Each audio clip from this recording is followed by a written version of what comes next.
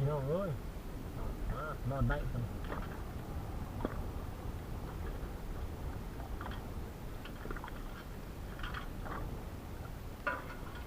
มานอนแล้วมันเห็นนะมาแล้วบอกมาลูกมาหน่อยตัวน้ำร้อนก็ได้ฮะ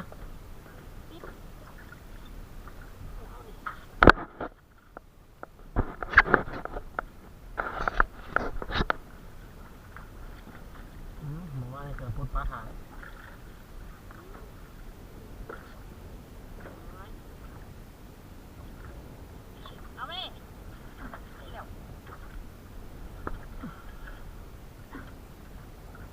น้ำปากก็มัน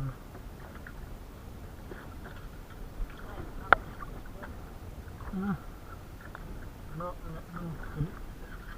ขึ้น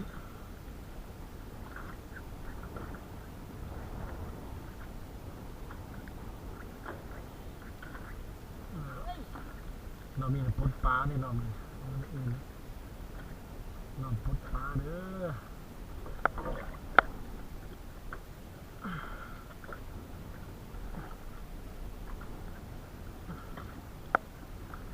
เรามึงไว้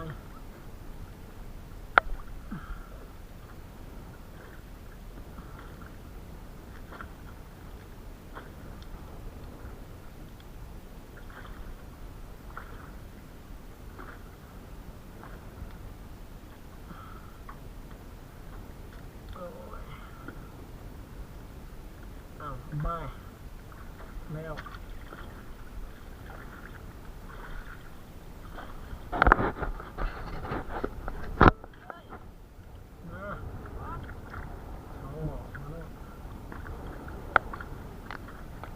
ในเรื่องตัว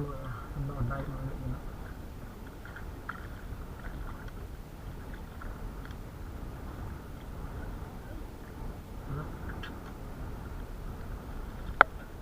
มันนอน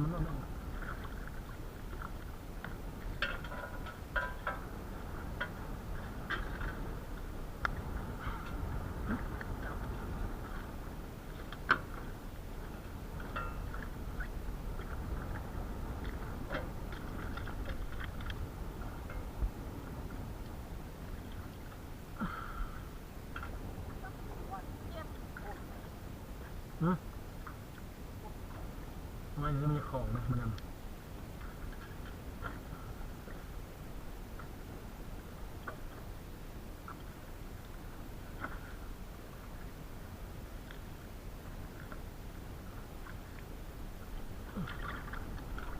ไป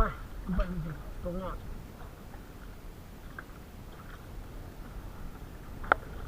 ก็เลยต่อ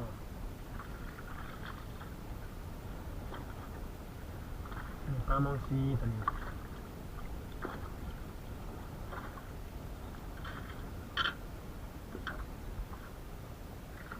ปลามองหาถึงมองซีมันปุ๊บย่าง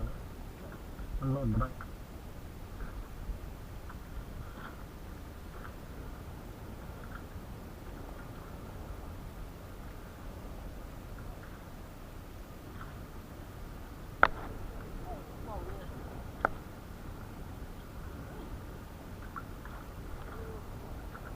อันนี้ที่มาแล้วโตเป็นหูมัน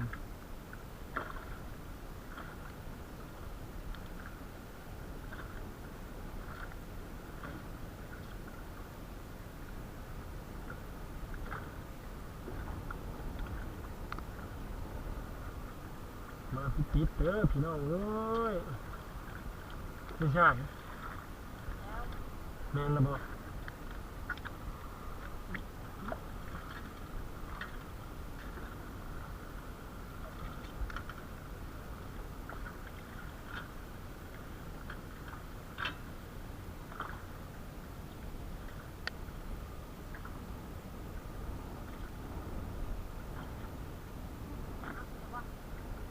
ขี่ไหม้ไหมจ๊ะว้ายมันหมกกระตองใช่ไหมล่ะ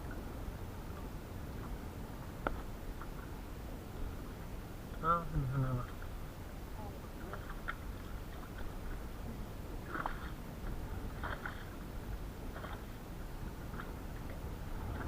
โอ้ปวดเนี่ยเดี๋ยวนี้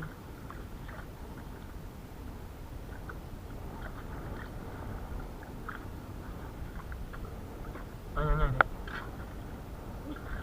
ฮะไปยัง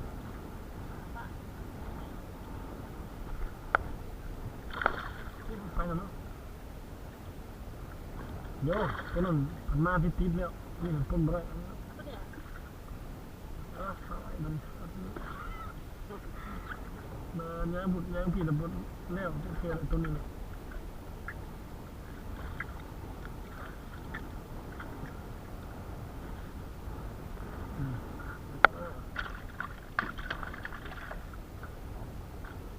ใจบิ๊กทั้งหมดเด้อฮะมันลงมาต่ำมาเนี่ย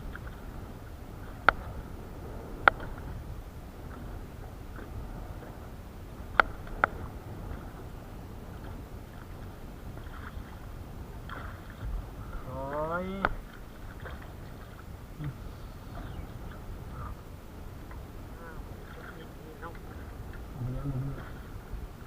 เป็นความสนุกสนานของผู้พูดป่า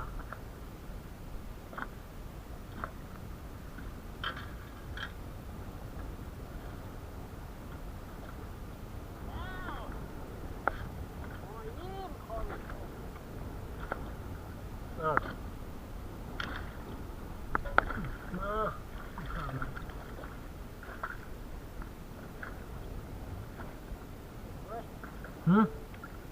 มารอดได้กับคนนี้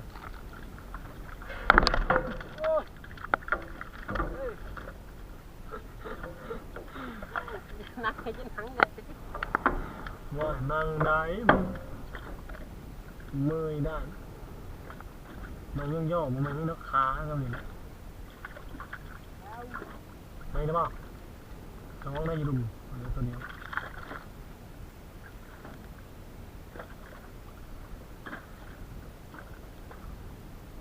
ตามอง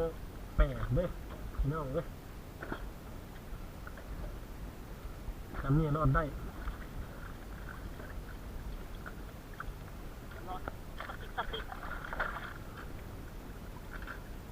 ท้องบ่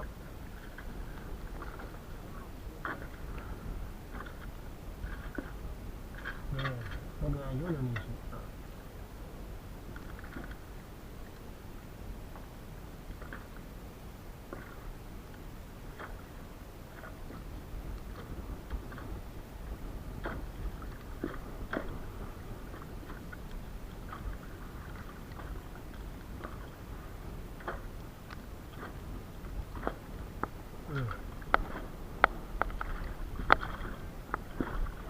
ไม่เนี่ย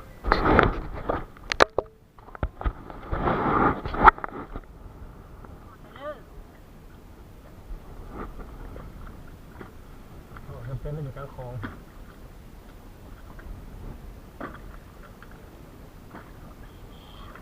ซองด้วยพี่น้องเอ้ยรอดได้กัน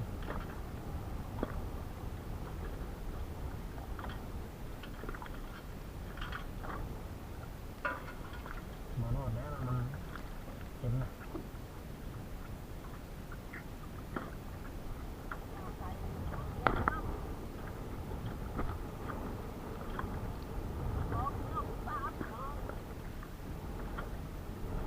อีกลองหนึ่งมันจะไปหาเงินลองหนึ่งโอ้ยเอ็ดบัดโคตรเบิ้งบัดโต๊ะ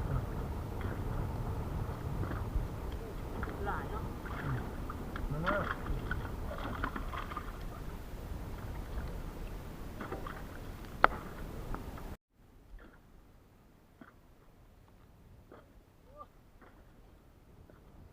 เอามาสองเขาได้พูดแต่ตัวเดียว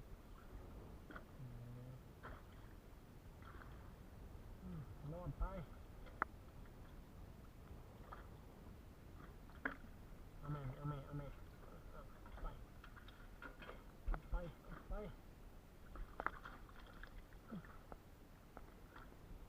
มันทางยังยาวไกลอยู่นี่ชื่อ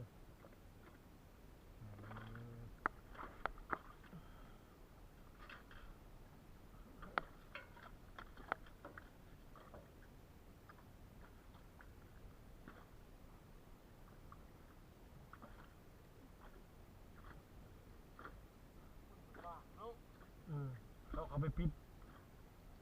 ฝาเบิดเนี่ยอีกดอกหนึ่งได้ยี่ห้องกระไรของมึงเนี่ยนี่นี่ ร้ายนี่ก็ได้เนาะ อืม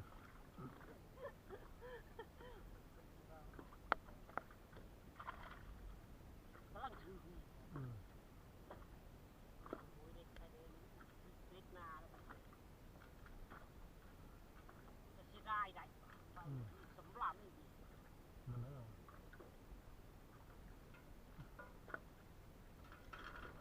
คือมองไว้แล้วนี่วะมาตกนะมันก็เอามาแต่ปลาน่ะ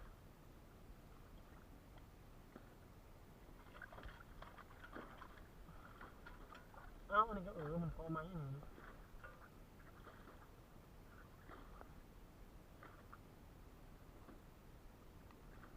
คนเขาเข้าไปอันเคือน้อยเขาเข้าเบิด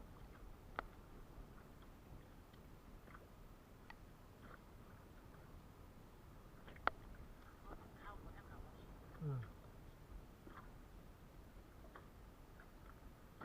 ไปเรื่อยต่อขนาดเลย นั่นแหละโตพอดีโมเก็บเนาะ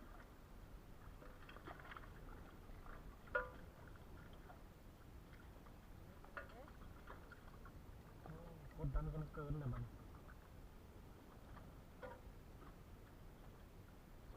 กดดันเลยน่าเลยว้าย3 ตัวบ่ไม่ก็มีค่ามันมองมันแลบมันไม่เอ็นอืม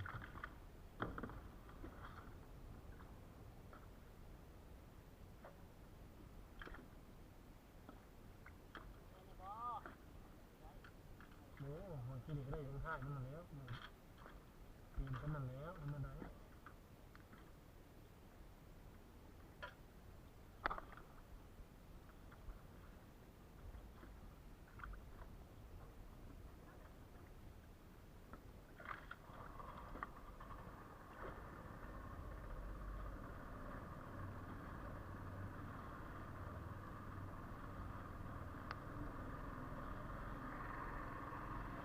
ยาวคนวางแล้วนะ